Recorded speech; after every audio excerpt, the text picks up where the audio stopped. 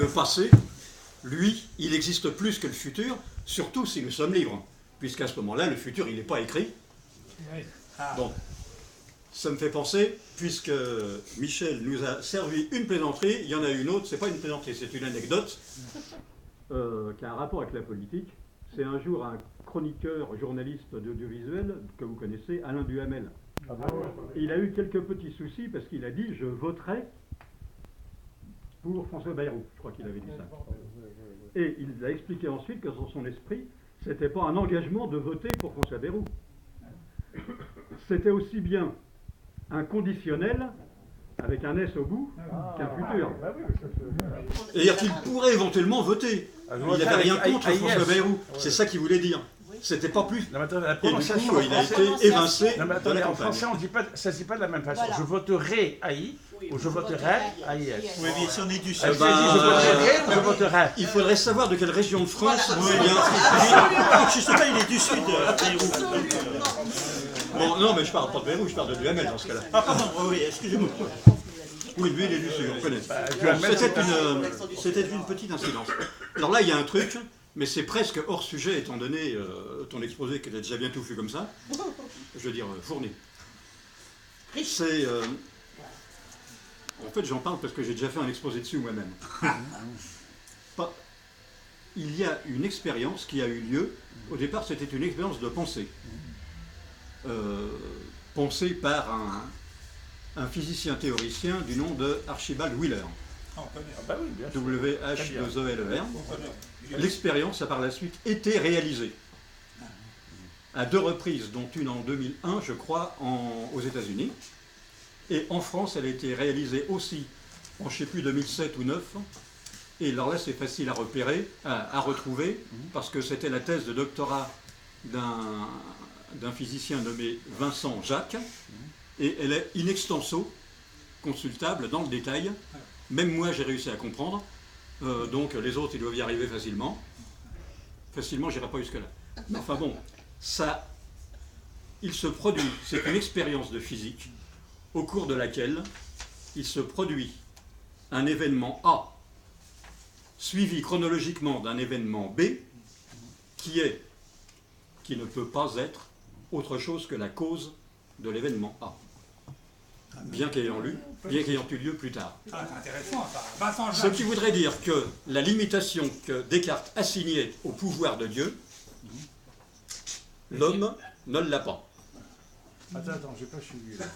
Il a du mal à suivre. Essaye d'expliquer. Il se produit, alors dans l'expérience de pensée de Wheeler, le dispositif expérimental avait 30 000 années-lumière de long, c'est pratique les expériences de pensée pour ça. Oui, bien sûr. Lorsque ça a été fait en France, le dispositif expérimental, c'est 50 mètres. Couloir du sous-sol de l'Institut d'optique d'Orsay.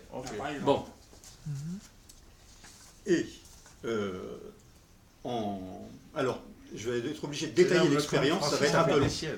Mais, alors, un photon est émis, qui est transformé par un miroir semi-réfléchissant en paire de photons, autrement dit un rayon lumineux est émis.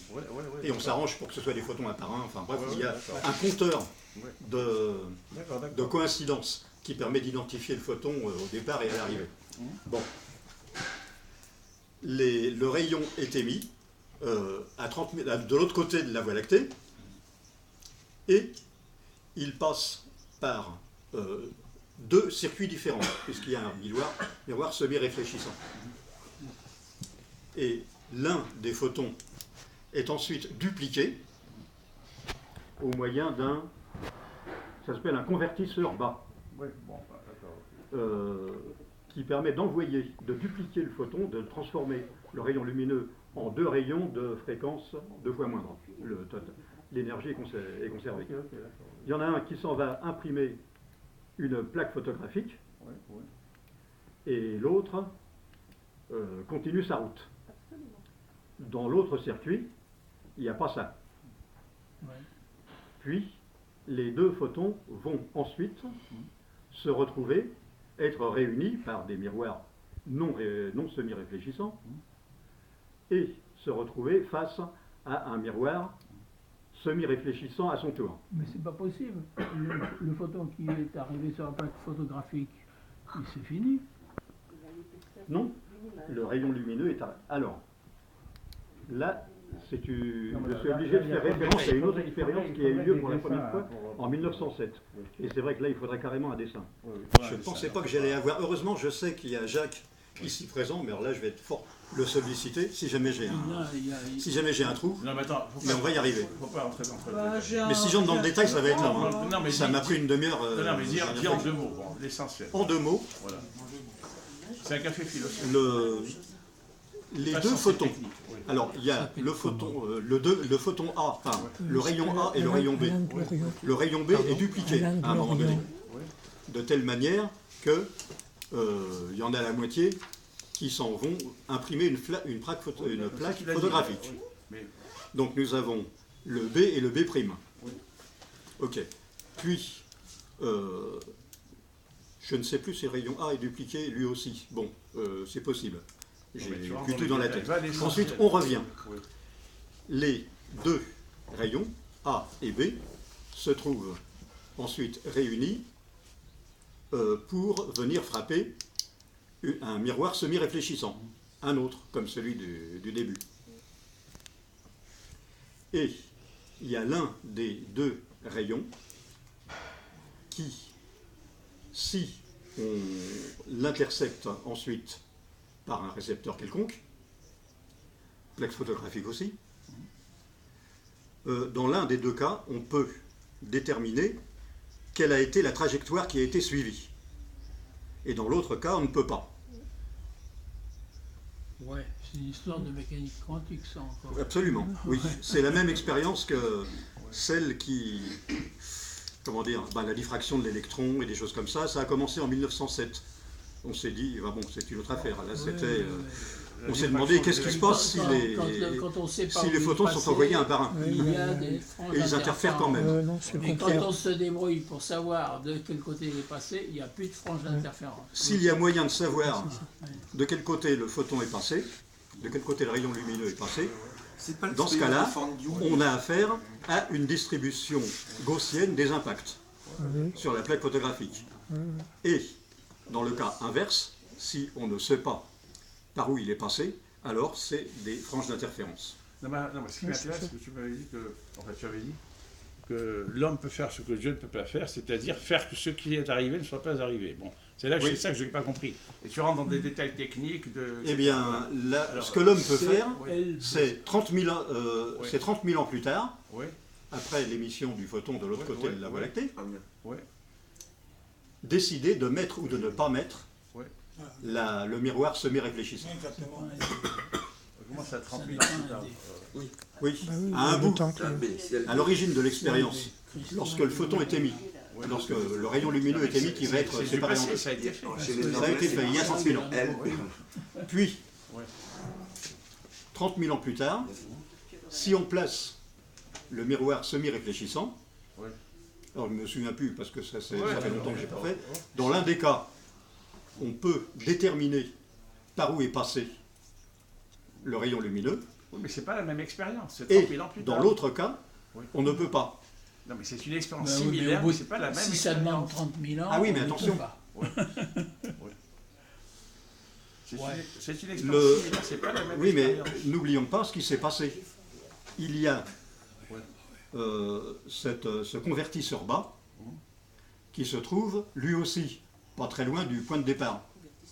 Il y a 30 000 années-lumière, donc il y a 30 000 ans. Et lui, le convertisseur bas... Ça n'éclaire pas quand même ce que tu as dit. Non. Non, mais j'ai compris ce que tu as dit, mais... Il ne faut pas m'interrompre maintenant, parce que ce n'est pas le moment. Alors, vraiment, déjà que c'est... Le premier convertisseur bas... Ça m'étonne que Francis n'intervienne pas pour dire que c'est trop long. Attends, c'est pas fini. J'ai presque rien compris. T'inquiète, c'est vraiment pas le moment. Si le convertisseur... Non, mais d'accord. Lorsqu'on est passé dans le convertisseur bas, il y a le photon... Dans le photon témoin, il y a un photon qui est allé impacter une plaque semi-réfléchissante. Et c'est ça qui a déclenché le départ. Non. Il est allé impacter une plaque semi-réfléchissante et plus tard, 30 000 ans plus tard, on décide de mettre ou de ne pas mettre une plaque semi-réfléchissante aussi. Au même endroit. Non, pas au même endroit. À un autre endroit. C'est là qu'il faudrait peut-être que je fasse un dessin. Non, mais attends. Non, laisse- Bon, attendez, je c'est sais trop ce long. que tu veux Bon, dire. Ça mérite un exposé à part. Ici et maintenant, je décide de ne pas mettre une plaque semi-réfléchissante. Oui. Non, mais- Ou d'en mettre une. Il y a 30 000 ans, Ouais. quelqu'un d'autre avait installé un convertisseur bas qui avait envoyé une partie du rayon lumineux émis impacter une plaque photographique. Jusque-là, ça va? Oui, alors. Si On va je n'ai toujours pas en pu dire. savoir Oui.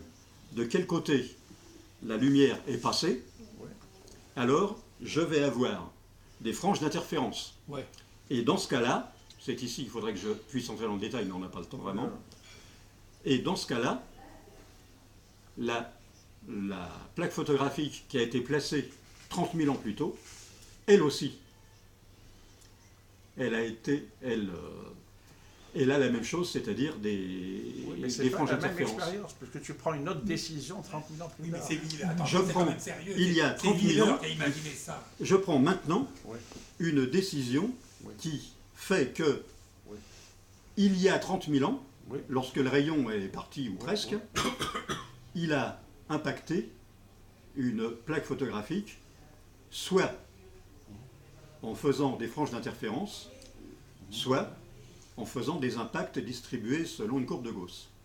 Oui, ben ça. Et c'est- ça, alors, cette expérience de pensée, non seulement a été faite, elle a été réalisée, pas du vivant de Wheeler, Ouais.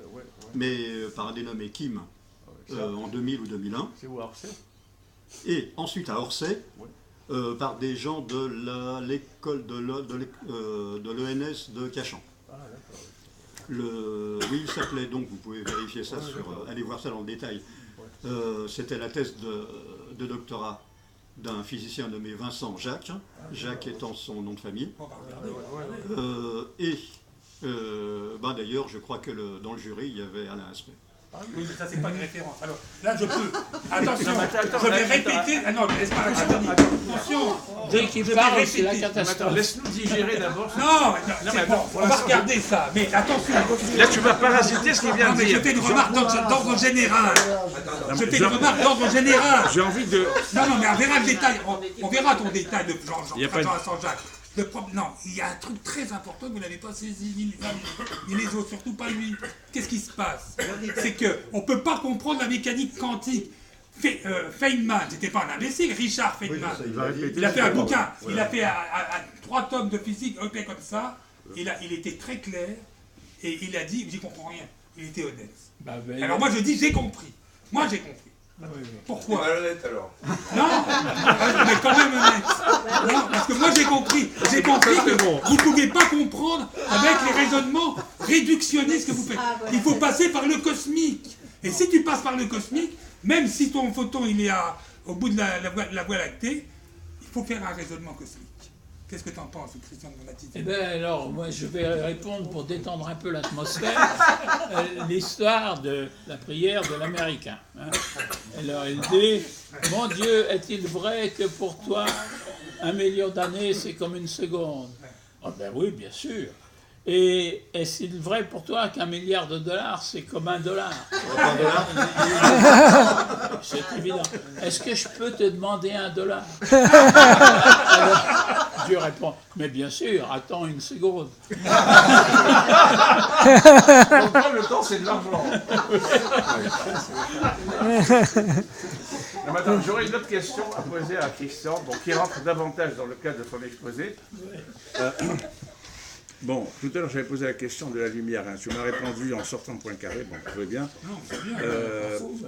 Il y a une autre- Est-ce que s'il se révèle que vraiment les photons ont une masse, il sera obligé de prendre la relativité de Poincaré? Moi je pense, enfin c'est pas que je le pense, c'est que ça correspond, je veux dire, à tout ce qu'on sait actuellement. C'est que, comment dirais-je, une contrainte spatiale donne une masse à toute entité. Bon, hein, c'est le fait qu'il y ait une charge sans masse qui spinne dans un rayon Compton qui donne à l'électron sa masse. Bon, ça c'est mon idée sur la base de l'équation de Dirac. Alors, il y a autre chose, ça c'est plus connu, c'est que dans les résonateurs optiques, les photons acquièrent une masse effective. Dans les cristaux photoniques, les photons acquièrent une masse effective. Il y a des tas d'articles là-dessus. Hein. Il y en a même un qui est paru dans... Tiens, Alfred Maquet, qui vient de partir, il y a quelqu'un de son labo qui a fait des expériences là-dessus.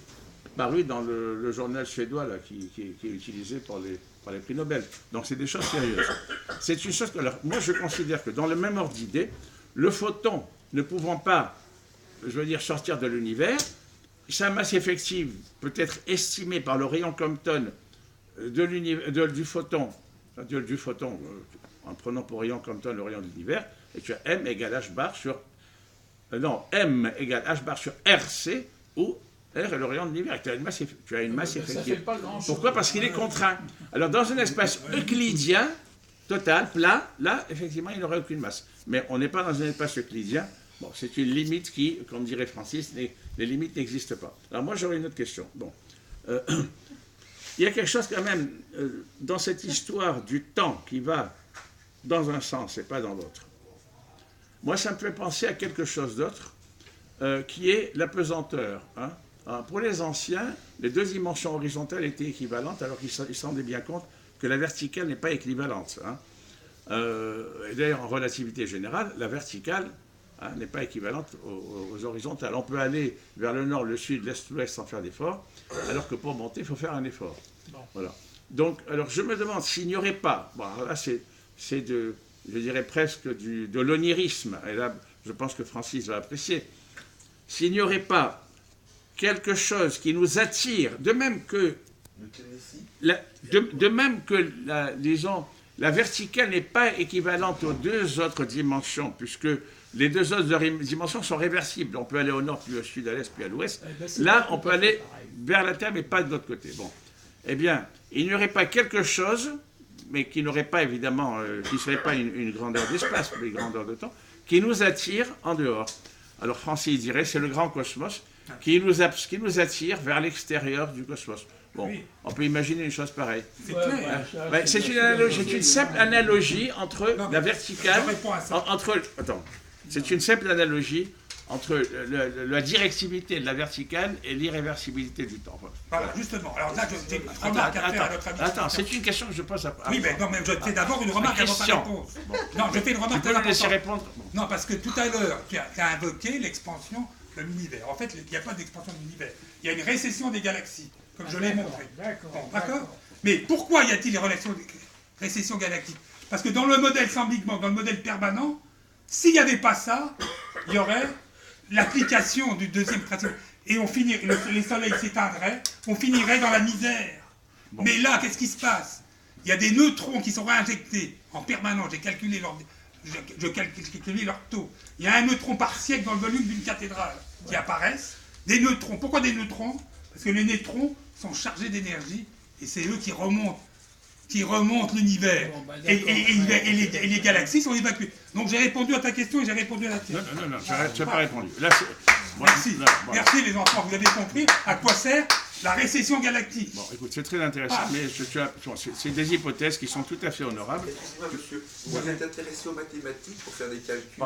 On dit que c'est la physique aujourd'hui, c'est des mathématiques, des calculs, des trucs comme ça. Et il n'y a aucun autre moyen d'appréhender par des concepts. Non, la physique, c'est pas des calculs, des mathématiques. La physique, c'est une science expérimentale, donc ce sont d'abord des observations. Des mesures. Les calculs, ça vient après pour rationaliser, coordonner et expliquer les résultats des mesures. Mais c'est d'abord des mesures. Alors, ce qu'a dit Francis, c'est très intéressant. Je suis presque prêt à y croire, sauf que ça n'a jamais été observé. Mais du jour où ça sera observé, il aura le prix Nobel. Voilà. Bon, voilà. Alors, je voudrais quand même que Francis réponde à ma question. C'est le juge de paix, les mesures. Pardon? Les mesures, c'est le juge de paix. Et vous savez bien qu'il existe quand même les retours entre les théoriciens et les expérimentateurs. Justement, non, mais bien entendu. Mais pourquoi vous le niez? Non, mais par contre, vous-même, si vous voulez comprendre quelque chose, si vous ne connaissez pas les mathématiques, tout ce que vous dites, c'est simplement une façon Non, je veux dire, la physique, comme vous l'avez dit, la mesure, c'est le juste fait. En physique, il y a plusieurs choses, n'est-ce pas? il y a les intuitions, les spéculations, les hypothèses. Il y a les calculs mathématiques, les mises en forme, les rationalisations. Et puis il y a les mesures, les observations. Alors, l'imagination, c'est très utile pour savoir ce qu'on va mesurer, pourquoi on va le mesurer. Les mathématiques, c'est très, très utile pour mettre en forme, pour établir la cohérence. Mais le juge de paix, c'est la mesure. Lorsque on... Tout le monde... Mais la mesure, elle se fait par rapport à quoi? En fonction de quoi elle se fait la mesure? Je prends un exemple. On a longtemps cru à l'éther, parce que ça marchait très bien, c'était cohérent, etc. Et puis il y a eu les expériences de Michelson et Morley qui ont montré que ça ne collait pas avec l'hypothèse de l'éther. Alors, d'où la relativité et tout le reste. Mais c'est la mesure, oui. Non, mais attendez, Attendez, vous savez qu'en mathématiques, il y a un truc très spécial qui s'appelle la théorie de la mesure. Ça vous a déjà effleuré? Et vous l'avez étudié, la théorie de la mesure? Non, mais bien sûr. La théorie de la mesure, bien sûr, c'est important d'ailleurs pour les expérimentateurs. La théorie des ensembles, vous y connaissez quelque chose? Et les noms, et les calculateurs. Vous savez comment c'est foutu un calculateur? Attendez, quelque chose qui fait le calcul exact, précis. Et vous savez que la statistique se réduit normalement à la combinatoire. La combinatoire est beaucoup plus précise que la statistique. Il suffit d'avoir des nombres assez grands pour que les problèmes de statistique se réduisent à des problèmes de combinatoire. Là, vous posez des questions. Voilà, on va vous dire. Il ne faut pas tout confondre. La théorie des ensembles, c'est une théorie mathématique fondamentale qui est à la base de toutes les théories mathématiques. Bon, ça je connais. La logique aussi. Il y a aussi la logique formelle. Bon, la logique formelle, c'est même avant la théorie des ensembles. Voilà. Donc, il y a les fondements des mathématiques. Attendez, si ça vous intéresse, j'ai fait un exposé ici même sur le monde invisible. Il y a une première partie. Si ça vous intéresse, je fais un exposé. Moi, il faut que j'en fasse une conférence pour vous expliquer. Les mathématiciens ont trompé tout le monde. Ils ont trompé tout le monde. Non, j'accuse les mathématiciens. J'accuse ici. J'accuse. Christian, c'est un gros mathématicien. Francis. Et c'est eux. Alors, je vous donne un exemple. David Hilbert, écoutez bien. Non, mais Francis, on me pose une question, je réponds. Allez, hop, ça suffit. Bon.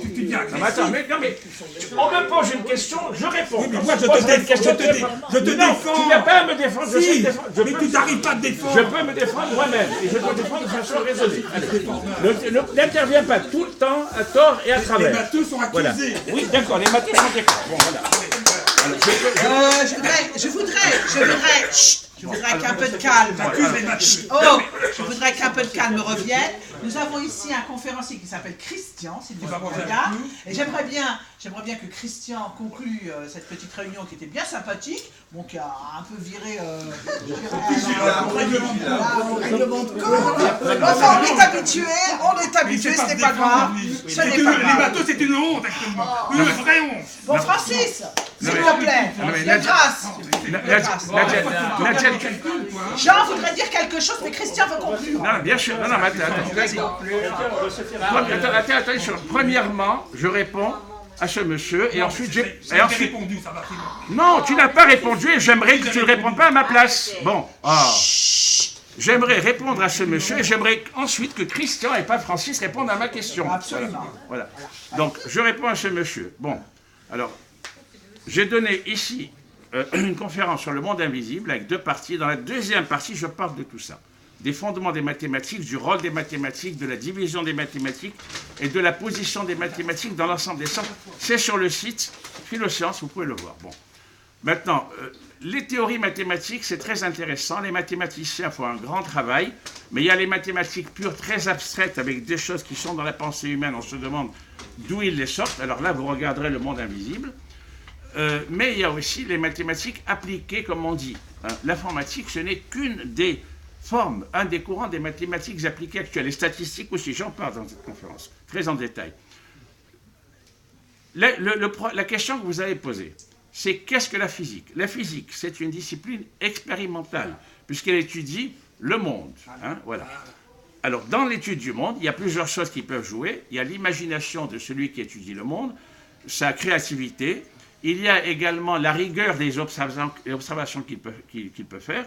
Alors, la théorie de la mesure, ça permet de donner, disons, un sens à la rigueur des observations. Bon. Et ensuite, il y a évidemment les mathématiques qui permettent de rationaliser, de mettre en forme, de mettre des théories ensemble. Je prends un exemple précis. Bon, vous avez eu, par exemple, les expériences de Michelson-Morley, qui ont mis le doigt sur quelque chose d'important. Bon, il n'y a pas de vent d'éther, c'est fondamental. Il n'y a que l'expérience qui pouvait dire ça. Tout le monde pensait qu'il y en avait un. Bon, à partir de ça, Einstein, Poincaré, qui vous voudrez, ont bâti une théorie de la relativité. Bien. Mais, si vous voulez, il y a eu des conséquences. Attendez, il y a eu des conséquences. Attendez, j'ai terminé. Il y a eu des conséquences quand même incalculables de tout ça. Mais alors, vous avez ensuite des mathématiciens qui se sont mis, par exemple, Madame Tonla, que j'ai bien connue, qui était professeure. Voilà, écoute, arrête de faire des commentaires. Bon, Madame Tonla, qui a cherché à donner une rigueur extrême donc à toutes ces théories relativistes. Mais elle n'a rien découvert, n'est-ce pas? Elle n'a rien prévu. Alors que quelqu'un comme Dirac, qui a essayé d'établir une cohérence entre théorie de la relativité et mécanique quantique, a expliqué le spin, le magnétisme, prévu l'antimatière, etc., etc., Madame Tonla n'a fait que donner une rigueur formelle supplémentaire à des choses qui étaient connues avant elle. Alors, les mathématiques, ça peut servir donc à rationaliser des expériences, mais ça peut aussi servir à accroître la rigueur du formalisme. Elles jouent un rôle, les mathématiques, mais la physique n'est pas une science mathématique, c'est une science expérimentale. Les mathématiques, c'est un langage, en fait. Bon, alors j'ai terminé, mais j'aimerais quand même que Francis réponde à ma question avant de conclure. Non, c'est une question de conclure, parce que là, c'est la catastrophe. C'était une catastrophe. Non, c'est moi qui anime. Alors là maintenant, je donne la parole à notre ami Christian. Je permets à Francis de répondre à ma question, parce que tout le monde a y répondu, sauf Francis. Moi, je dis en 2 mots, les mathématiciens sont arrivés à la conclusion... Écoute ce qu'il a posé comme question. Ils sont arrivés à la conclusion qu'il y avait 10 puissance 500 univers possibles, alors que moi, j'ai démontré qu'il n'y en a qu'un seul. Et on ne m'écoute pas. Voilà. On ne t'écoutera pas si tu gueules et tu en veux tout le monde, qu'est-ce que tu veux. Bon, alors, Francis. T'es d'accord là-dessus. Ça fait trop on est tous d'accord avec toi, mais j'aimerais... Dans la théorie des corps, ils en sont à 10 puissance 500 univers. Christian, pas Francis. T'es d'accord? Christian, puisqu'on ne peut pas faire d'expérience. Voilà. Bon, il n'y a qu'un seul univers. Non, mais là, Francis, je te laisserai la possibilité de faire un petit exposé quand tu veux. Mais pour le moment, c'est Christian. Quand vous voulez, j'accuserai les mathématiciens de mettre tout le monde. Christian, tu nous fais une conclusion. Je vais faire une conclusion. D'abord, tu Non, terminé.